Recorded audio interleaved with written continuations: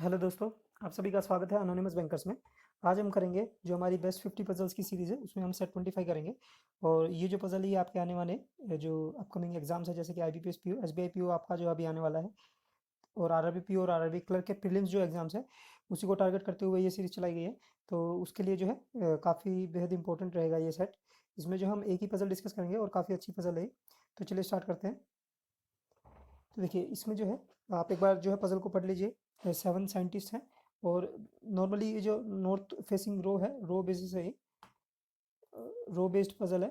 तो चलिए स्टार्ट करते हैं। आप जो है पहले एक बार इसको वीडियो को पॉज करके खुद ट्राई कीजिएगा, और ये 3 से 3.5 मिनट के अंदर जो है बन जानी चाहिए। थोड़ी सी ट्रिकी है, ठीक है। लेकिन अगर आप प्रैक्टिस कर लेते हैं इस तरह की पजल की 2-3 बार, तो आप जो है आसानी से बना पाएंगे एग्जाम में। तो चलिए स्टार्ट करते हैं। आई होप आपने जो ट्राई किया होगा।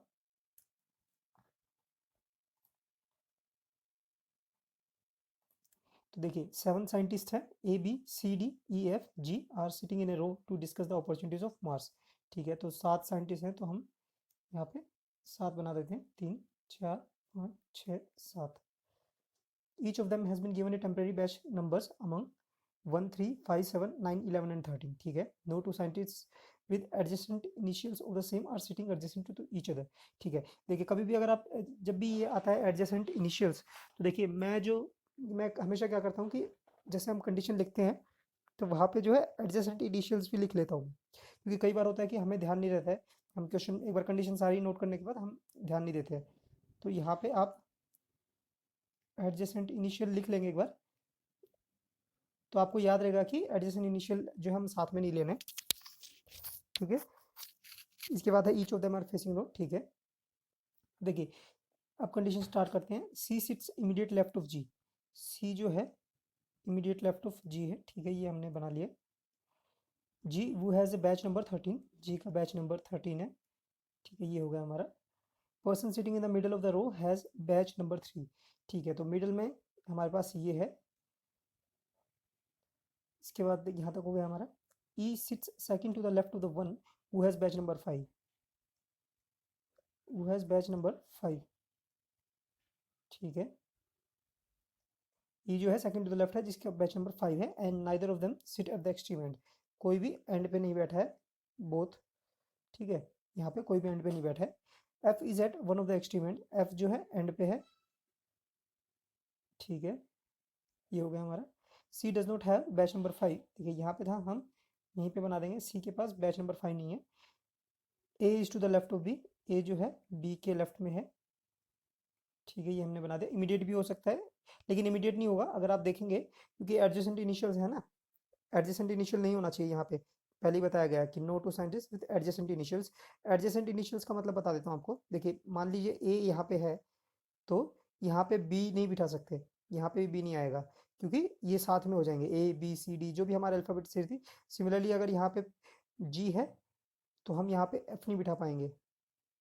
यहाँ पे एफ नहीं बिठा पाएंगे। तो आई होप आपको जो है समझ में आ गया होगा। एक बार इसको रब कर देते हैं।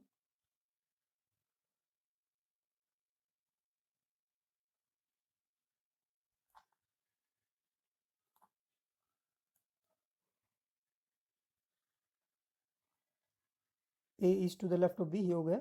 Person who has batch number 1 is immediate right of the person who has batch number 7। तो जिसके पास 7 है बैच नंबर, उसके इमीडिएट राइट में 1 है। ठीक है, ये भी हो गया हमारा। F does not have prime number. तो F एंड पे है और प्राइम नंबर नहीं है। तो अगर देखिए हम, एक प्राइम नंबर है, 3 5 7 9 11 13। तो 9 ही है एक ऐसा जो नहीं है। ठीक है, तो ये हमारा जो है F9 आ जाएगा, ये हमें फिक्स हो गया है।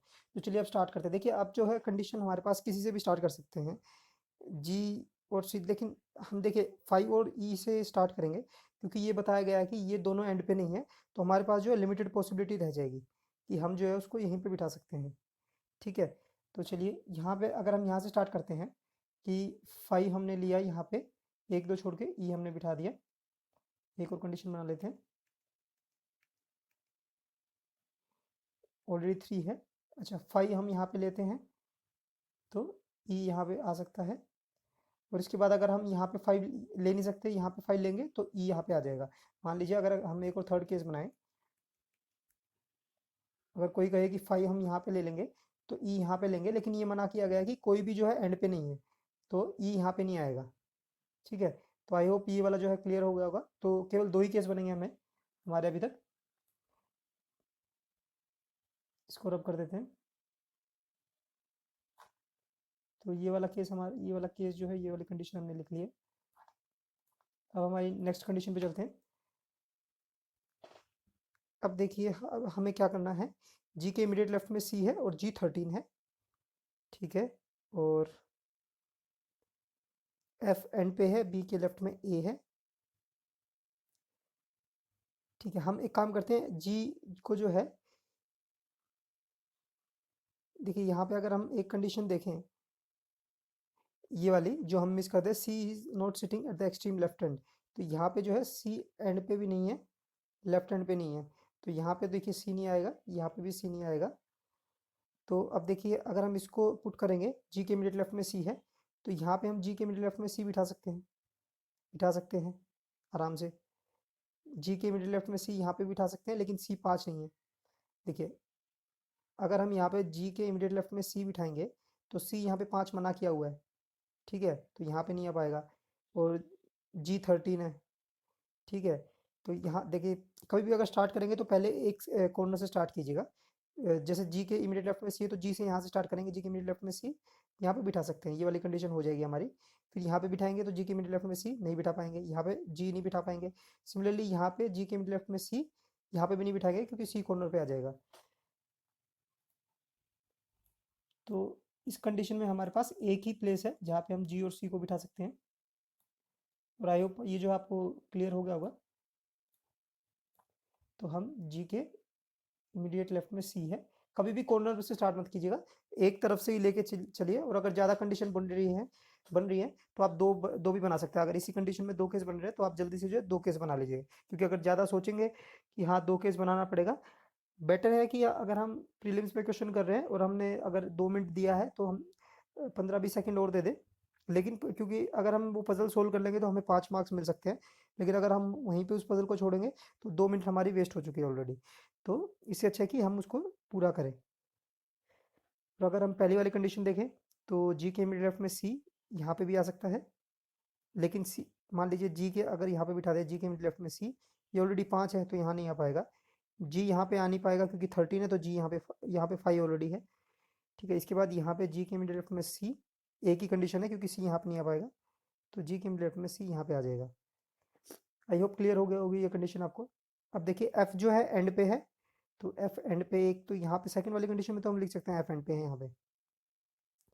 फर्स्ट वाली कंडीशन में हमें नहीं पता है। ठीक है, यहाँ पे भी आ सकता है और यहाँ पे भी आ सकता है।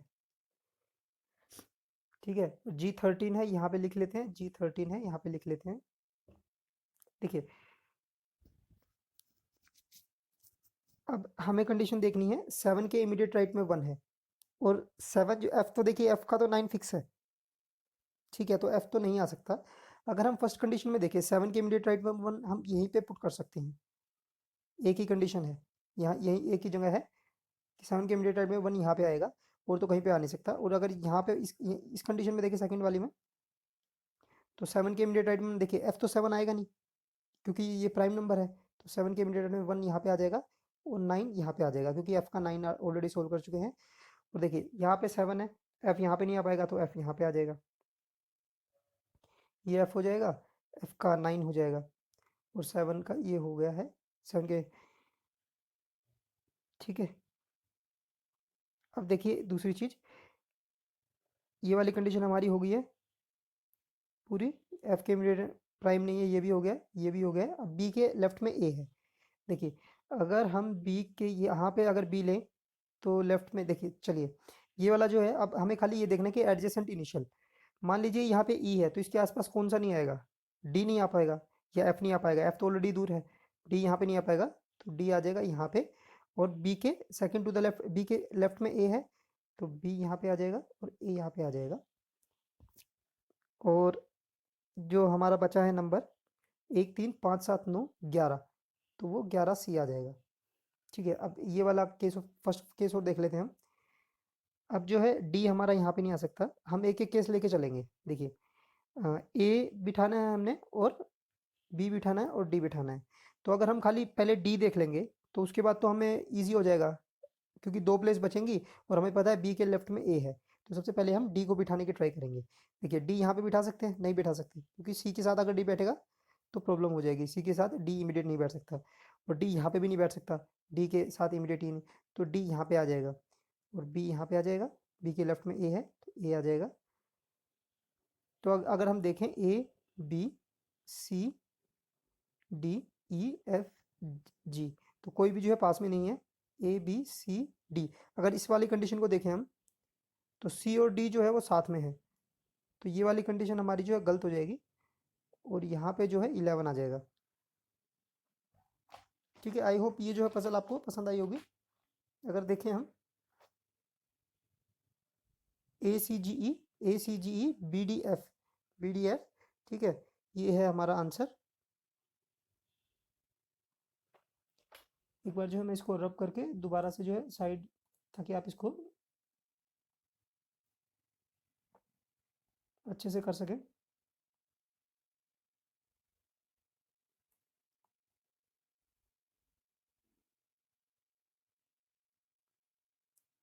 तो आपका जो ये आंसर है ये रहेगा, ये अब जो है क्लियर हो गया है।